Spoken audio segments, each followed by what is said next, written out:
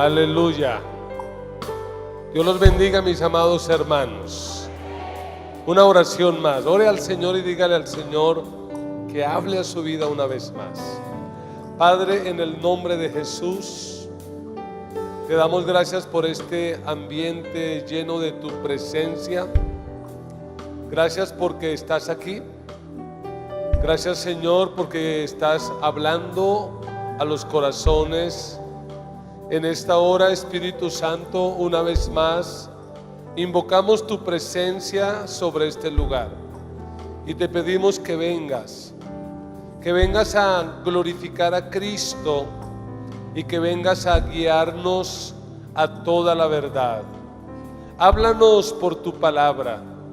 Señor, permite que nuestro corazón sea esa buena tierra para la semilla de tu palabra, y que tu palabra caiga en nosotros y produzca un fruto abundante y un fruto permanente.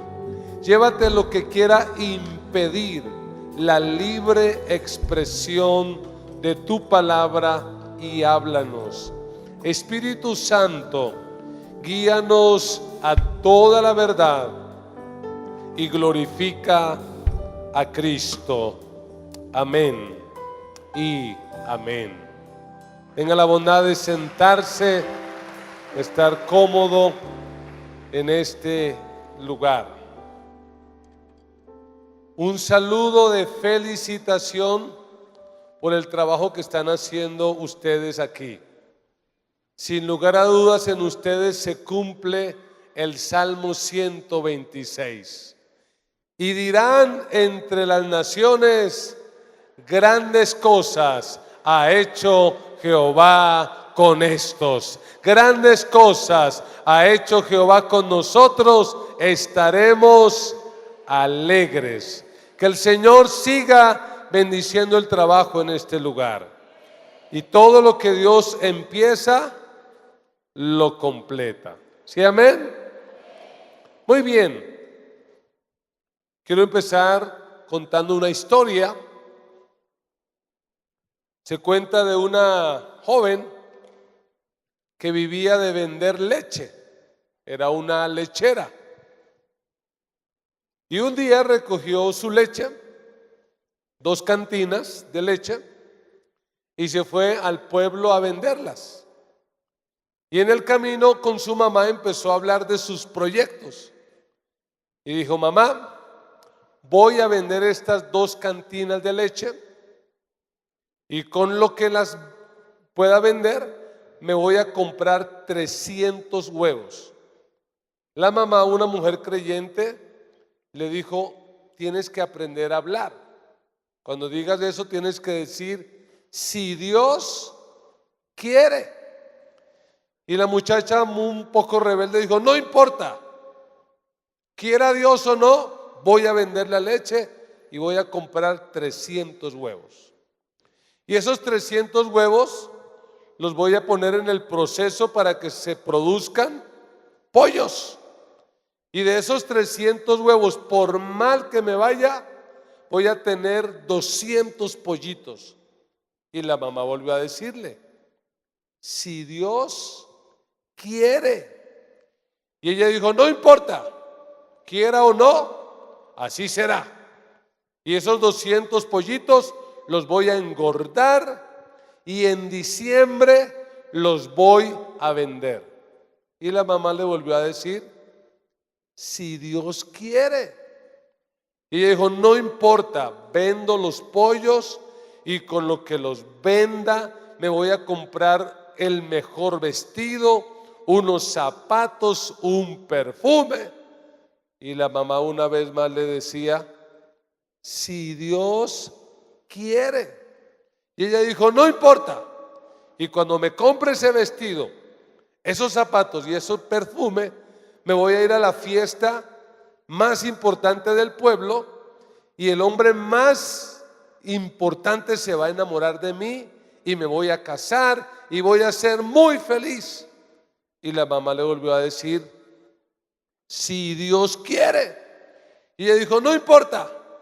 Iba tan emocionada por sus sueños que no se dio cuenta, se tropezó con una piedra, se cayó y se le regó la leche. Y se levantó y le dijo a la mamá: mamá, si Dios quiere, se regó la leche. Yo creo que esta muchacha tuvo un sentimiento que algunos de los que estamos aquí hemos experimentado. Y es un sentimiento llamado frustración. ¿Cuántos aquí en algún momento de nuestras vidas nos hemos sentido frustrados, honestamente? Todos en algún momento de la vida nos hemos sentido frustrados, desilusionados o decepcionados. Nos frustramos cuando una promesa que nos hicieron no la cumplieron. Nos frustramos cuando un sueño que teníamos no se hizo realidad. Fácilmente nos podemos frustrar. Los expertos en la conducta dicen que la frustración es un sentimiento que se produce en una persona cuando lo que esperaba no resultó ser. Ejemplo, esa chica que se enamora y dice: este hombre con el que me voy a casar va a ser un príncipe azul. Tiene una ilusión enorme, pero cuando se casa se da cuenta que no era un príncipe azul, ni a ogro del pantano alcanza. Y que por más de que se pase toda la vida besándolo, ese sapo nada que se convierte en príncipe. Se siente como una especie de frustración. Les he dicho esto porque algo similar le ocurrió a los que siguieron a Jesús hace 2000 años. Jesús empezó su ministerio en una región llamada Galilea y allí la gente lo empezó a seguir. La razón por la que lo seguía era porque la manera como él predicaba era una manera totalmente novedosa y muy llena de autoridad. Empezaron a seguirlo porque él hacía milagros, porque él sanaba a los enfermos. Empezaron a seguirlo porque él multiplicaba panes y peces. Y cuando la gente lo empezó a seguir, le surgió en el corazón la idea de que Jesús era el Mesías. Ellos dijeron: este tiene que ser el Mesías. Y realmente Jesús es el Mesías. Pero ellos creían que era un Mesías político, un Mesías guerrero, algo así como una especie de libertador que iba a venir para quitar el yugo del imperio romano. Por eso el domingo, antes de morir en la cruz, cuando Jesús entró a Jerusalén, las multitudes lo aclamaron y gritaban a voz en cuello: Hosana, Hosana, que significa sálvanos. Pero 5 días después, esa misma multitud que gritaba Hosana, ¿qué empezó a gritar? ¡Crucifícale! ¿Por qué razón? Porque esa multitud se decepcionó, sufrió una frustración. Y yo quiero que abra su Biblia en el Evangelio de Marcos, capítulo 11, versículo 1. Y a la luz de este texto vamos a tratar de responder a la pregunta: ¿cómo evitar la frustración? ¿Cómo evitar la frustración? Abra su Biblia o prenda su Biblia que ahora también es válido, ¿cierto? Igual es la palabra de Dios, sea en papel o sea virtual, sigue siendo la palabra de Dios. Así que prenda su Biblia también, si la tiene en el celular. Marcos capítulo 11, versículo 1, y leo en la versión Reina Valera. Dice la palabra de Dios así: cuando se acercaban a Jerusalén, junto a Betfagé y a Betania, frente al monte de los olivos, Jesús envió 2 de sus discípulos y les dijo: id a la aldea que está enfrente de vosotros, y luego que entréis en ella, hallaréis un pollino atado, en el cual ningún hombre ha montado.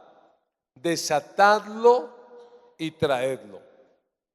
Y si alguien os dijere: ¿por qué hacéis esto?, decid que el Señor lo necesita y que luego lo devolverá.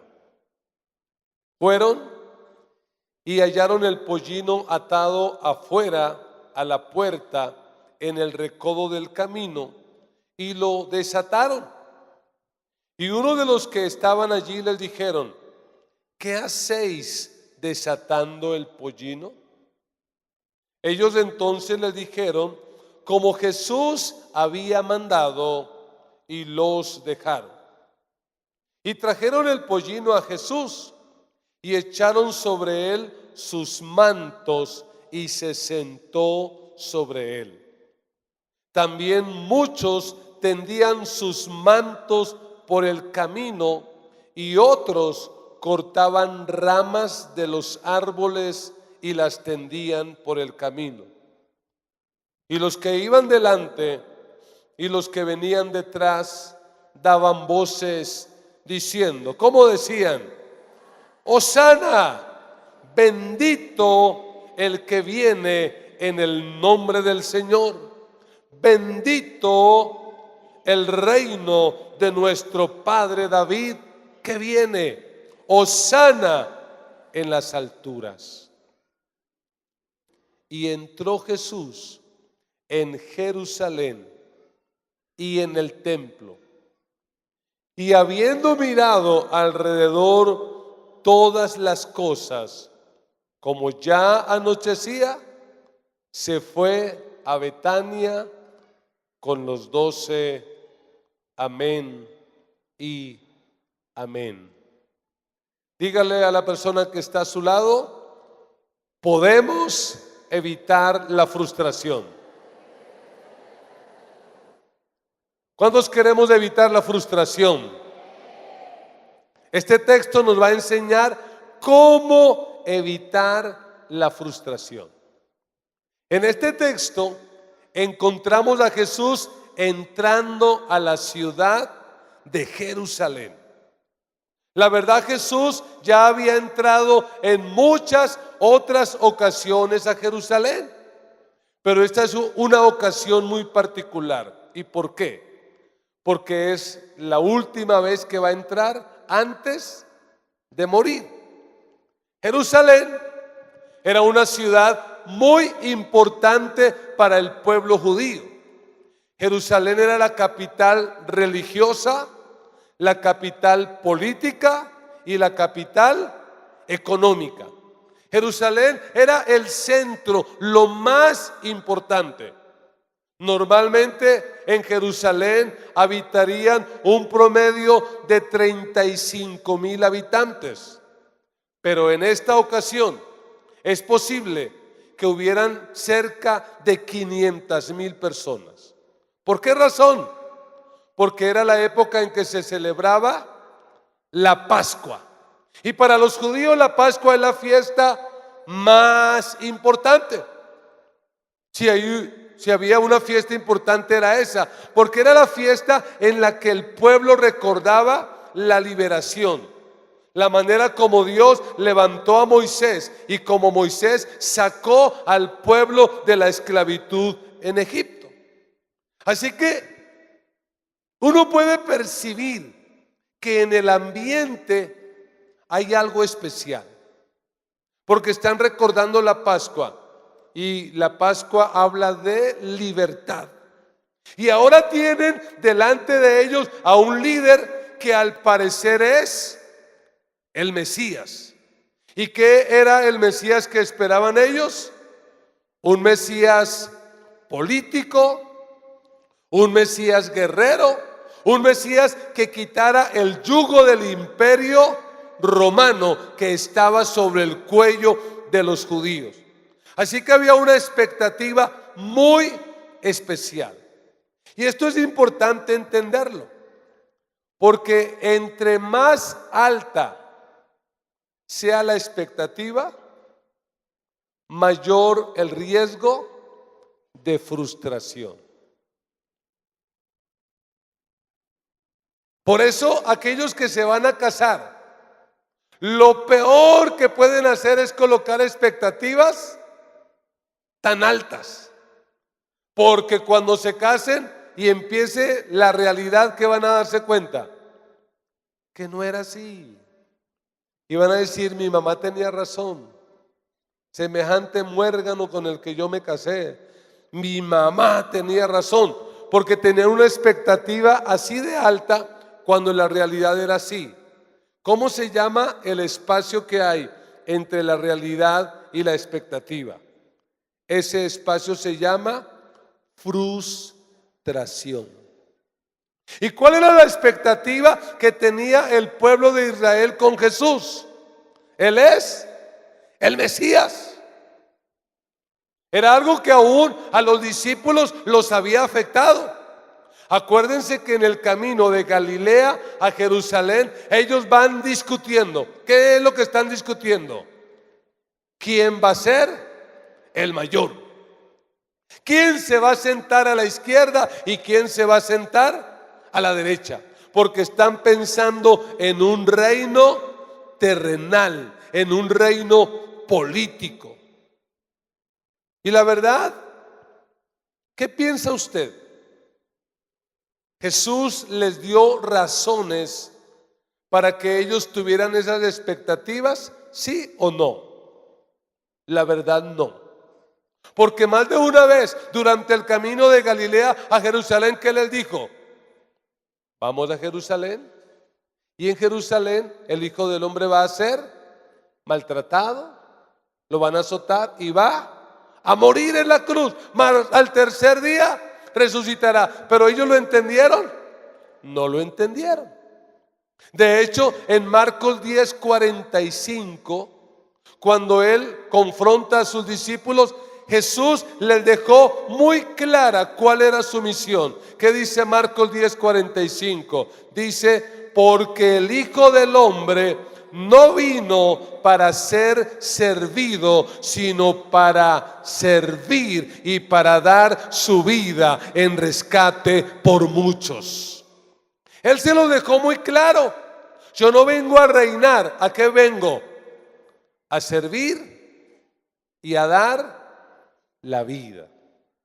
Es más, cuando va entrando a Jerusalén, Jesús, al mejor estilo de los profetas del Antiguo Testamento, les muestra una señal más. ¿Y cuál es la señal? Que entra a Jerusalén no en un caballo blanco, ni en un carruaje jalado por caballos. ¿Cómo entró a Jerusalén?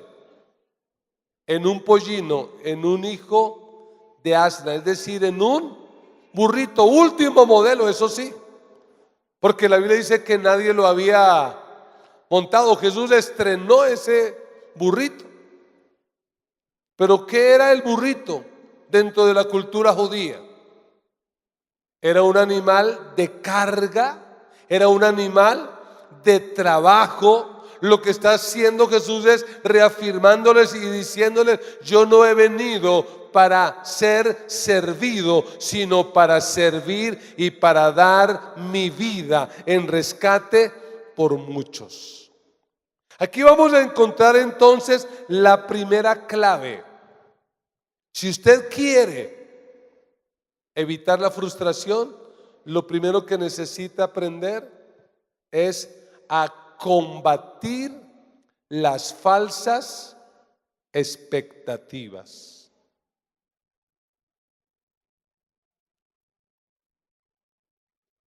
Necesitamos combatir las falsas expectativas. Mientras no hagamos eso, en la vida vamos a vivir frustrados. ¿Cuántos matrimonios frustrados habrá? Y la razón no es que la esposa sea mala o el esposo sea malo, sino que tenían unas expectativas muy altas. Pero uno encuentra esposos frustrados. Un esposo tan frustrado con la esposa me dijo: pastor, me estoy terapiando, y la manera como hago para terapiarme con este matrimonio es que todas las mañanas canto el himno nacional. Y yo le pregunté: pero ¿por qué, si usted nunca fue militar? Y dijo: para desahogarme con aquella partecita del himno que dice: cesó la horrible noche. Hay gente que vive frustrada en la vida porque tiene expectativas muy altas. Y sabe que hoy por hoy, dentro del pueblo evangélico, encontramos cristianos frustrados. ¿Y sabe quién se ha encargado de frustrarlos? Los predicadores. ¿Por qué? Porque hay algunos que han aceptado y abrazado el evangelio bajo la siguiente perspectiva: si usted le entrega su vida a Cristo, los problemas se le van a acabar, las enfermedades van a desaparecer.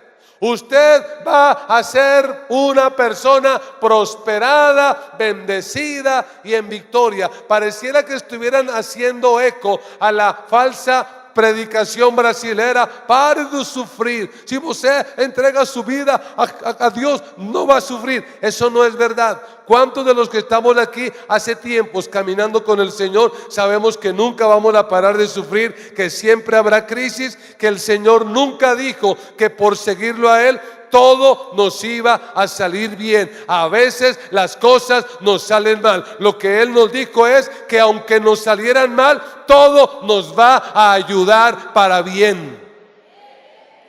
Por eso encontramos cristianos frustrados, porque se escucharon un evangelio que el Señor les iba a arreglar todo, y cuando pasa la vida y no es así, ¿qué dicen? Pues me tumbaron, pues me engañaron, pues eso no es la verdad, y se sienten frustrados. Pero Jesús aquí no hizo nada para que ellos tuvieran tantas expectativas. Y yo quiero que usted utilice su imaginación. Cuando Jesús se sube al burro, la Biblia dice que la gente empezó a cortar ramas de los árboles y empezaron a batirlas. Otros se quitaron los mantos, los tiraron al piso para que Él pasara. Y empezó a haber una aclamación. ¿Cuál fue la aclamación? Hosana. ¿Y qué significa esa expresión, Hosana? Sálvanos. Lo que ellos estaban diciendo es: sálvanos. ¿Pero sálvanos de qué?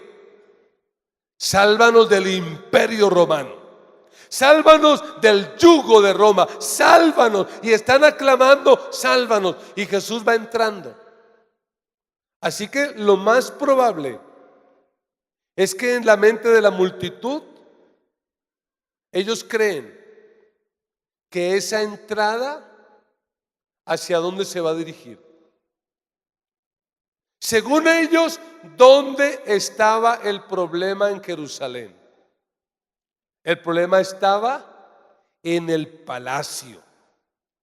Por eso lo que ellos están pensando es, ahora que Jesús entre, tiene que entrar al palacio y darle golpe de estado a Herodes, quitarle el yugo a este pueblo y coronarse como rey. Y ahí sí nos vamos a sentar a la derecha y a la izquierda de Jesús.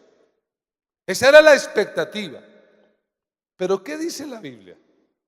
Vuelva a leer conmigo. Versículo 11, capítulo 11, dice: y entró Jesús en Jerusalén.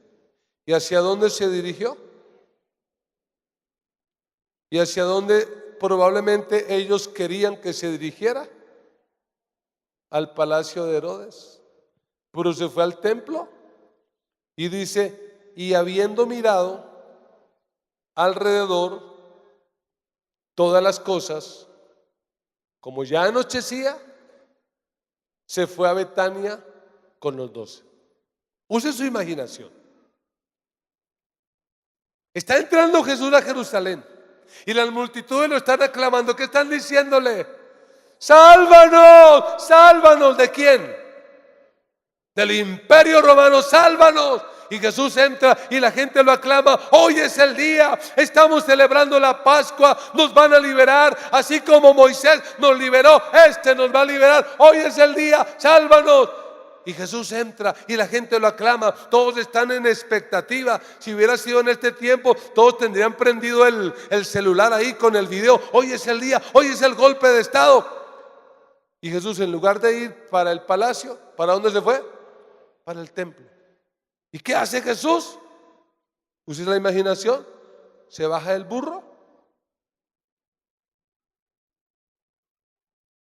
mira el templo, ¿y qué más hizo? Y se fue. ¿Qué cree que pasó con la multitud? Probablemente dijeron: ¿y eso es todo? ¿No va a hacer nada? Pero hoy era que tenía que haber hecho algo. ¿Sabe qué empezó a surgir en el corazón de esos seguidores? Frustración. ¿Y qué empezaron a decir? Este no es el que estábamos esperando. Y aquí la pregunta para usted hoy es: ¿y cuál es su expectativa respecto de Jesús? ¿Por qué estás siguiendo a Jesús?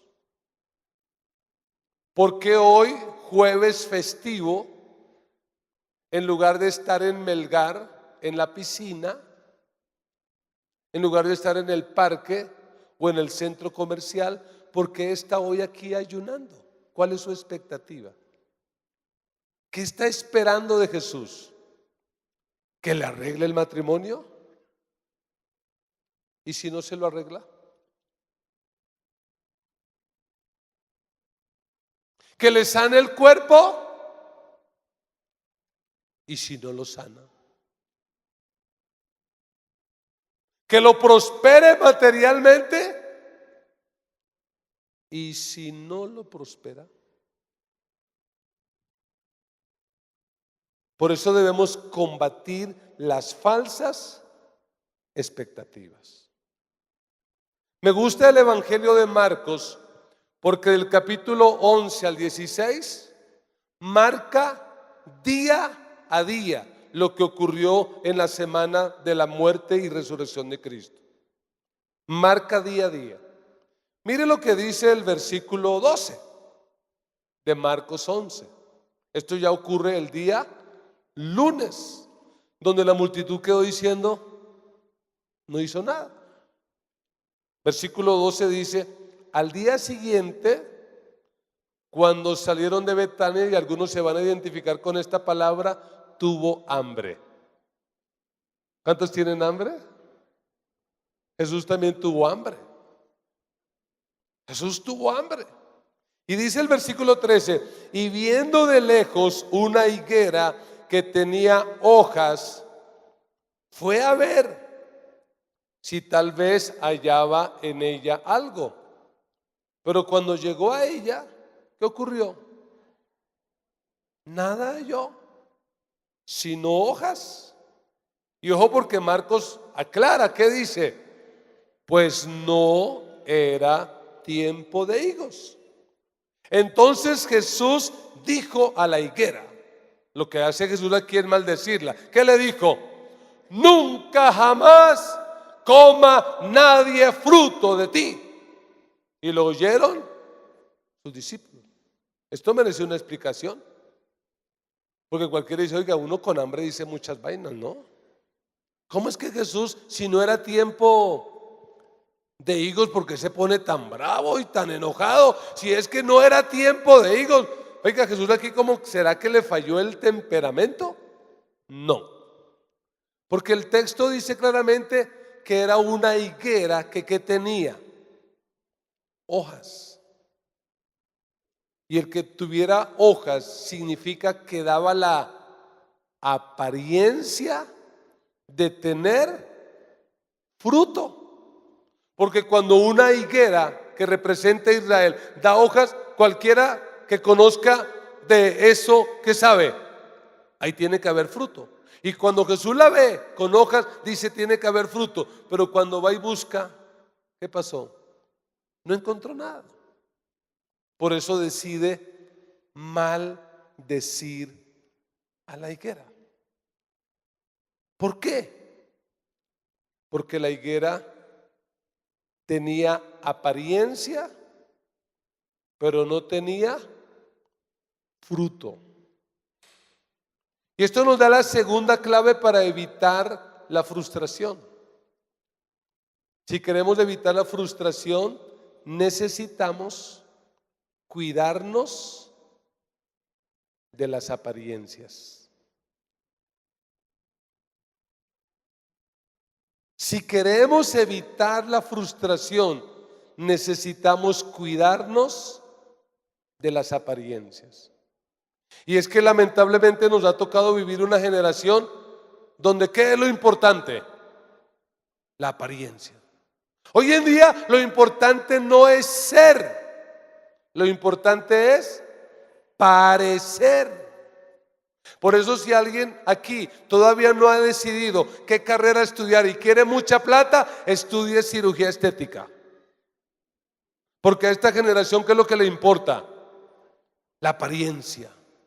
La gente le molesta y le preocupa profundamente la apariencia. Se toman una selfie, ven, tomemos una selfie. Y cuando la toman, ¿qué dicen? Ay, déjeme ver cómo quedé. No, bórrela, yo quedé fea. No la vaya a publicar. Les molesta la apariencia. El gordo quiere ser flaco.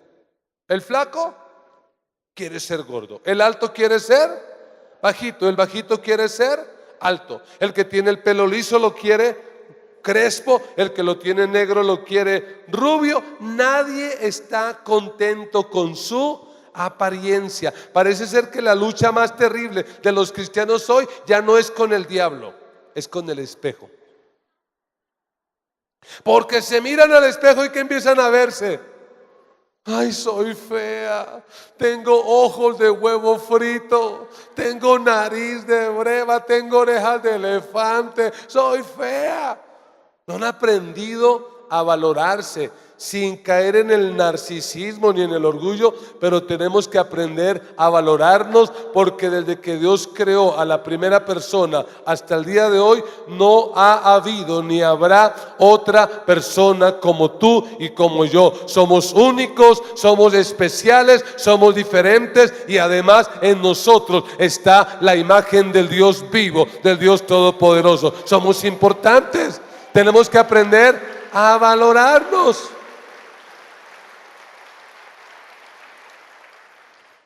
Apariencia.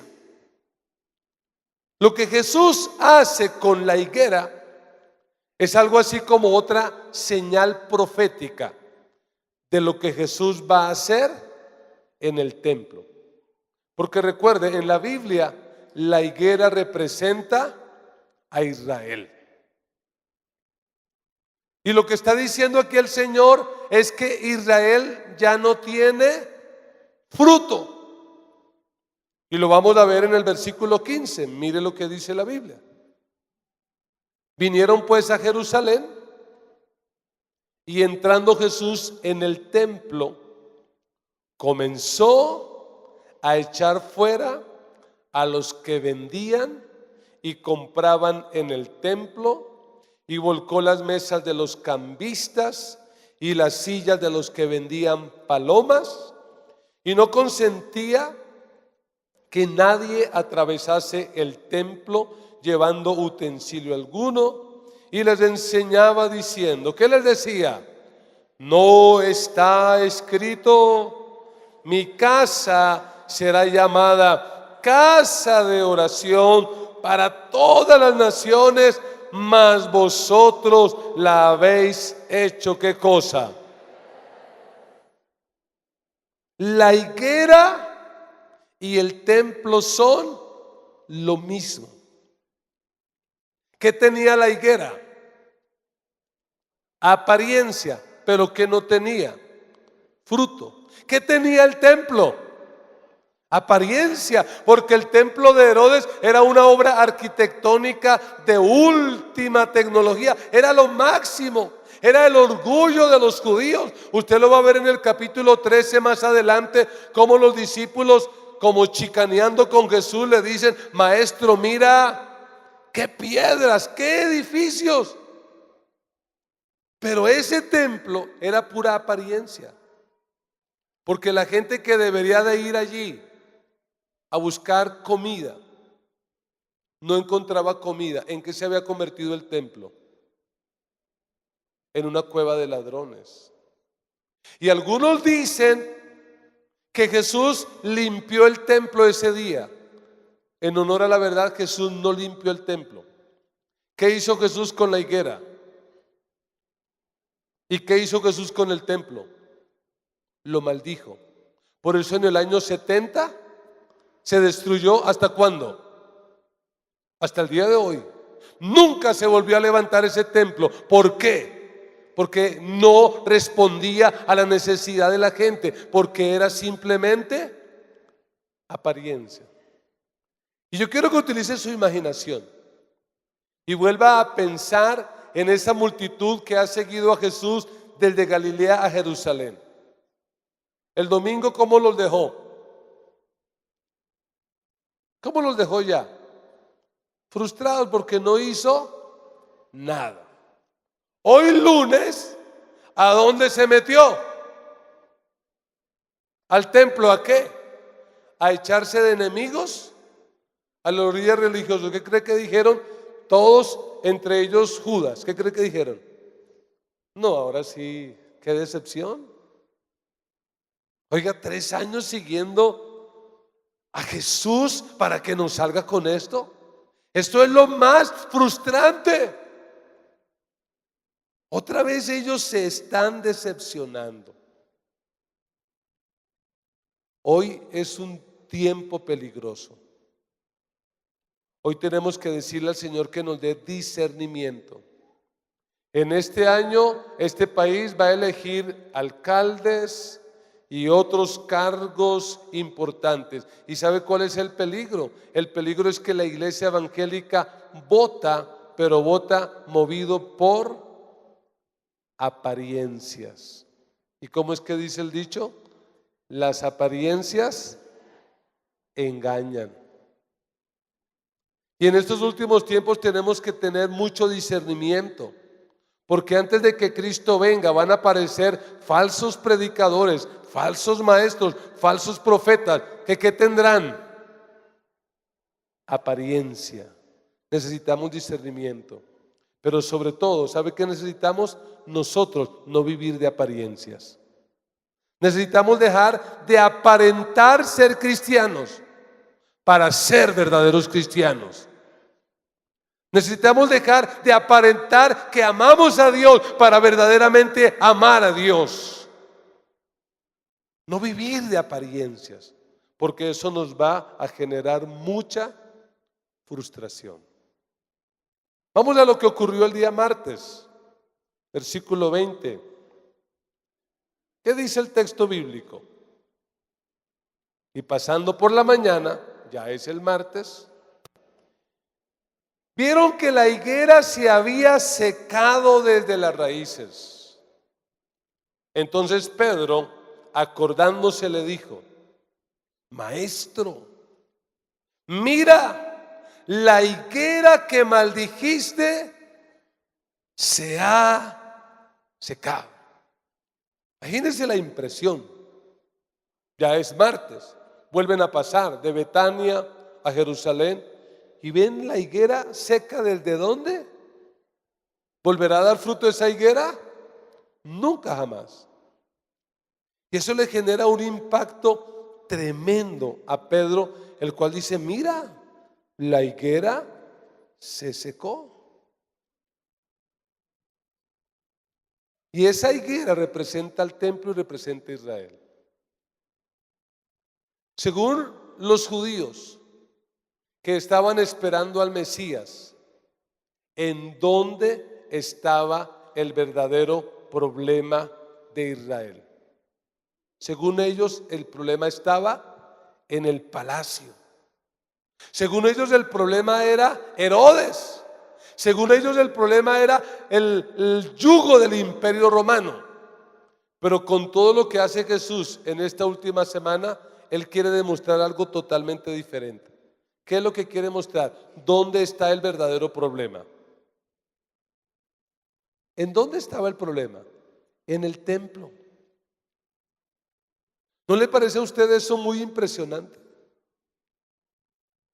Porque a veces nosotros como colombianos, ¿qué decimos? Es que el problema de este país es el presidente. El problema es el alcalde. El problema son los gobernantes que tenemos. Y yo no voy a decir que no. Yo no voy a contradecir eso, pero lo que quiero que entendamos es que cuando Jesús habló de la iglesia, dijo que la iglesia somos la sal de la tierra y la luz del mundo. Y la sal está para impedir que la corrupción avance. Y si en este país la corrupción ha avanzado, es porque la iglesia no está haciendo bien su trabajo. Somos la luz del mundo. Y si en este país las cosas no han cambiado, es porque probablemente como iglesia no estamos iluminando el mundo. Tenemos que iluminar el mundo, tenemos que cambiar al mundo. Somos la única agencia que tiene el poder para transformar a Venecia, a Bogotá, a Colombia y a las naciones de la tierra. Tenemos el poder del evangelio para cambiar esta sociedad. Y a este país lo vamos a cambiar no con política, lo vamos a cambiar con el evangelio de Jesucristo, que es poder de Dios para salvación a todo aquel que en Él cree. Es el evangelio el que va a cambiar a nuestro país. ¿Y quién lo puede hacer? La iglesia. Nosotros tenemos que hacerlo. Eso nos da entonces la tercera clave. Si queremos evitar la frustración, tenemos que cambiar nuestro enfoque. Tenemos que reenfocarnos en lo que realmente es importante. Tenemos que recuperar el enfoque. ¿Cuál era el enfoque que tenían los judíos acerca del Mesías cuando Jesús vino? ¿Qué Mesías le esperaban? ¿Un guerrero? ¿Un político? ¿Pero qué Mesías terminó siendo Jesús? Dígamelo usted, ¿qué Mesías terminó siendo? ¿Un Mesías sufriente? ¿Un Mesías que muere? ¿Un Mesías que a la luz de mucha gente ¿dónde termina? Derrotado en la cruz. Por eso, ¿qué le produjo eso a los judíos? Cuando a ese que siguieron 3 años lo terminan viendo en la cruz, ¿qué dicen? Este no pudo ser. Este no era. Y yo quiero hacer una pregunta un poco más personal para ir terminando. ¿Cuántos aquí, con honestidad, alguna vez se han sentido decepcionados por Dios?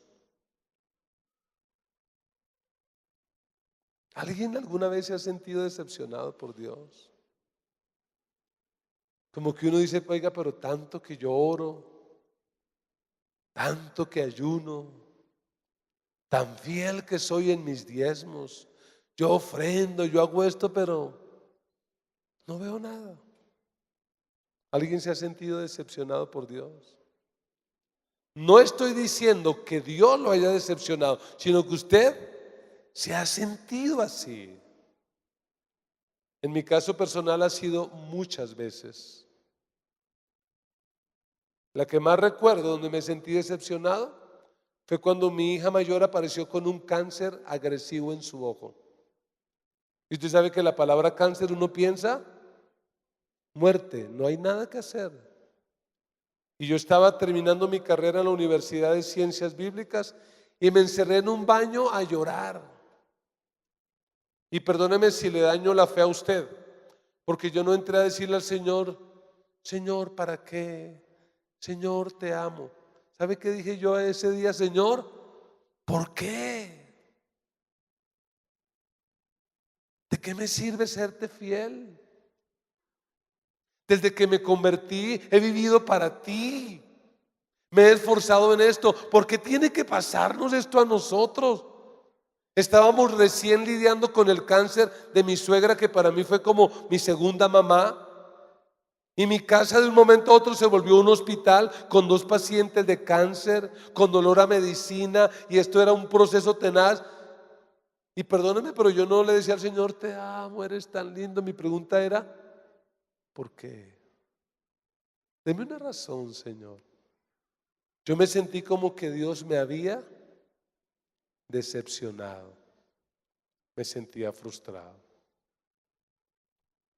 Y todos en algún momento nos podremos sentir frustrados y decepcionados. Fue lo que sintió esta multitud que entró a Jerusalén. Por eso el domingo, ¿cómo gritaban? ¡Hosana! Pero ya el viernes, con tanta frustración, que dijeron, crucifícale.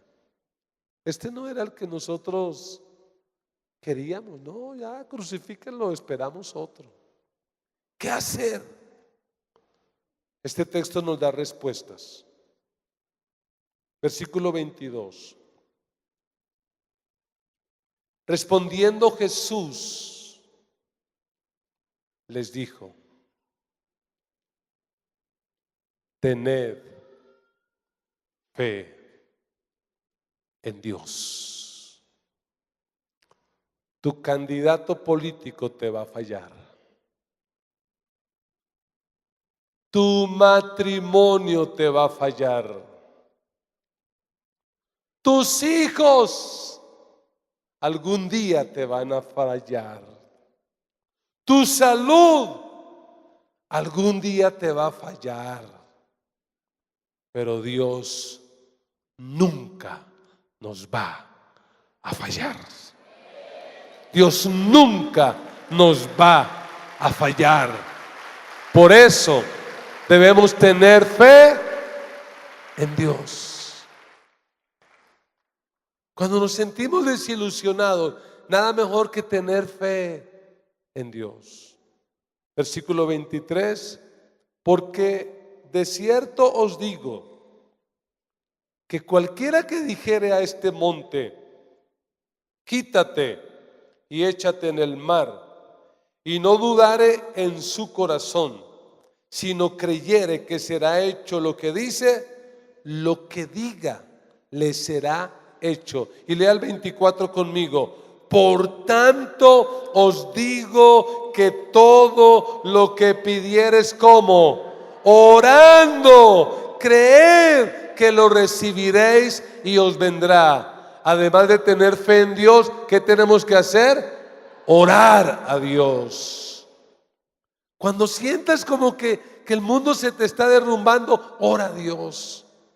No dejes de orar a Dios, Puede ser que el panorama sea oscuro y sombrío, pero sigue orando que Dios tarde o temprano va a aclarar la situación y te va a mostrar por qué te ha permitido pasar por esa situación de dolor o de sufrimiento. Tarde o temprano la luz va a amanecer y vas a entender muchas cosas. No dejes de orar. ¿Y qué más hay que hacer? Versículo 25. Y cuando estéis orando, ¿qué hay que hacer? Perdonad. Si tenéis algo contra alguno, para que también vuestro Padre que está en los cielos os perdone a vosotros vuestras ofensas. Porque si vosotros no perdonáis, tampoco vuestro Padre que está en los cielos os perdonará vuestras ofensas. Hay que tener fe en Dios, hay que orar a Dios. ¿Y qué más hay que hacer? Dígale al vecino, ¿qué hay que hacer? Hay que perdonar. ¿Qué tenemos que hacer? Perdonar. Porque si te casaste con tantas expectativas y ese príncipe azul nunca fue príncipe azul, sino ogro del pantano, ¿qué tienes que hacer? Perdonar. Si la hijita con la que tantos proyectos tenía, de repente te falló y tomó malas decisiones, ¿qué tienes que hacer? Perdonar. Porque el perdón es el que nos permite seguir avanzando en la vida. El perdón es el que nos permite empezar otra vez. El perdón es el que nos da ánimo para avanzar. Perdonar.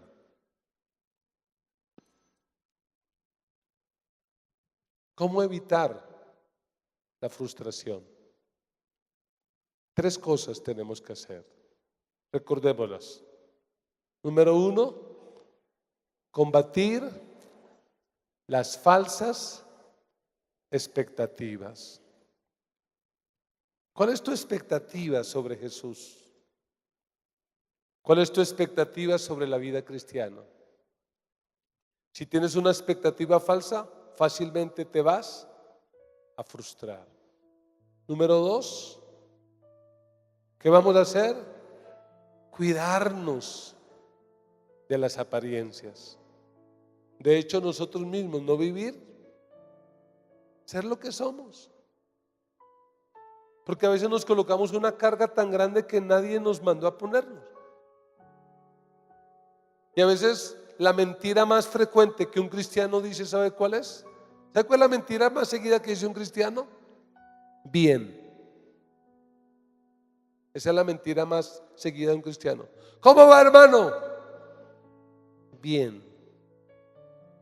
Porque a veces sentimos que es malo decir, pues no estoy tan bien. Estoy pasando por esta situación. Y mañana voy a hablar un poquito de eso si Dios lo permite. No, estoy pasando por esta situación de crisis. Tenemos una teología tan rara que no es bíblica.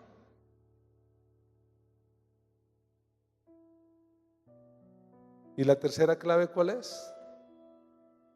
Cambiar el enfoque. El enfoque nuestro como cristiano tiene que estar en lo eterno, en lo que dura, en lo que permanece. Porque todo en esta tierra es pasajero. Que no se nos olvide que somos peregrinos y extranjeros y que nuestra ciudadanía no se encuentra aquí, sino se encuentra allá, de donde también estamos esperando a Cristo que regrese por nosotros. Esa debe ser nuestra expectativa, que el Señor regrese. Esa es nuestra bienaventurada esperanza.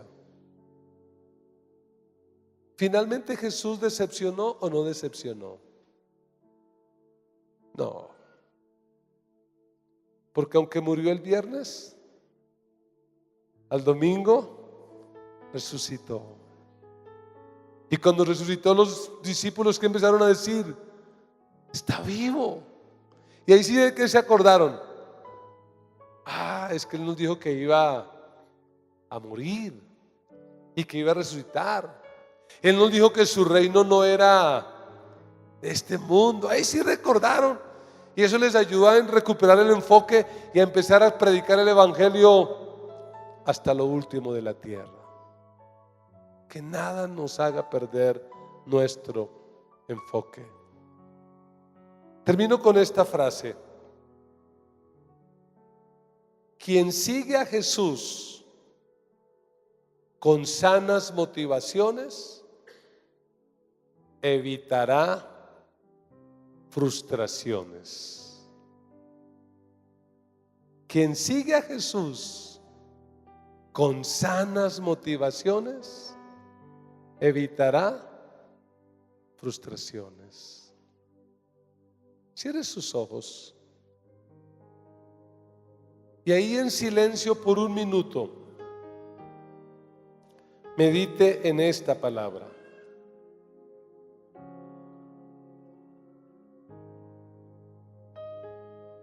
Con toda honestidad, ¿te has sentido decepcionado por Dios? ¿Te has sentido desilusionado por Él? Probablemente es que has tenido expectativas equivocadas. Probablemente es que estás siguiendo al Jesús equivocado. Porque el Jesús de la Biblia dice: si alguno quiere seguirme, niéguese a sí mismo, tome su cruz y sígame. El que quiere salvar su vida, la perderá. Pero el que la pierda por causa del evangelio, la salvará. ¿Qué decisión vas a tomar? ¿Qué cambios tienes que hacer en tu vida? ¿A qué te comprometes en este día? Colóquese de pie y empiece a decírselo al Señor en oración. Levantemos palabras de oración a Dios. Padre, en el nombre de Jesús de Nazaret, en esta hora te damos gracias por tu palabra. Tu palabra es nuestro alimento. Tu palabra es viva y eficaz. Tu palabra es más cortante que toda espada de dos filos. Tu palabra penetra hasta partir el alma y el espíritu, las coyunturas y los tuétanos. Discierne los pensamientos y las intenciones del corazón. Señor, glorifica aquí tu palabra. Glorifica a Cristo. Espíritu Santo, ven, escucha la oración de tus hijos, la oración de tu pueblo. Oh Ramarabakata, Ramarabakanda, Ramakanda, Shamarabakata, Ramarabakanda, Ramaikia, y Ramarabakata, Ramarabakanda, y Ramarababababayaso. Aleluya, levante su voz, iglesia, levante su voz en oración. Algunos, la primera oración que tienen que hacer es una oración de perdón. Señor, perdóname. Perdóname porque te he seguido por motivaciones equivocadas. Perdóname porque te he seguido por motivaciones que no son. Perdóname. Pero hoy, Señor, te quiero decir que te voy a seguir si me sanas o no me sanas. Te voy a seguir si me prosperas o no me prosperas. Te voy a seguir, Señor, si arreglas mi vida o nunca la arreglas. Te voy a seguir si quitas el sufrimiento o lo dejas. Señor, te voy a seguir. Voy a amarte. Voy a vivir para ti, porque yo entiendo que tú eres el Mesías de la Biblia, el Mesías verdadero, el Cristo sufriente, el Cristo que tuvo que derramar su sangre en la cruz por mis pecados. Porque hoy entiendo que tú viniste para quitar un yugo más fuerte que el de Roma. Tú viniste para quitar el yugo del pecado. Tú viniste para darnos algo más grande. Tú viniste, Señor, para liberarnos del pecado, de la enfermedad, de la muerte, del infierno. Tú viniste para darnos vida y vida en abundancia. Señor, te adoro. Señor, te alabo, te bendigo, te exalto en esta hora. Oh, Ramarabacata, Ramarabacanda. Hable con Jesús. Hable con el Señor. Hable con el Señor. Y dígale al Señor a qué se compromete. Señor, perdóname si he vivido de apariencias. Perdóname, Señor, si he querido vivir de apariencias, aparentando ser cristiano. Y ayúdame a ser verdaderamente un cristiano. A no aparentar un cristianismo en la iglesia y hacer otro en la casa, hacer otro en la vida, en el trabajo. Ayúdame, Señor, a no aparentar. Ayúdame a ser. Señor, ayúdame. Ayúdame a enfocarme en lo eterno. A entender que lo más importante no está aquí. Que lo más importante es lo eterno. Que a eso fue que tú viniste. De tal manera amó Dios al mundo que dio a su único Hijo, para que todo aquel que en Él crea no se pierda, mas tenga vida eterna. Ayúdanos, Señor, a vivir la vida. Ayúdanos a enfrentar las circunstancias con la mirada puesta en el cielo, con la mirada puesta en la eternidad. Levante sus manos y exprese su amor y su adoración a Jesús. Jesús tiene que ser el centro de esta reunión, tiene que ser adorado. Vamos, abra su boca y empiece a fluir en esas palabras de gratitud y de adoración al Señor. Alabe a Dios, y si siente libertad, hágalo en esas lenguas del Espíritu.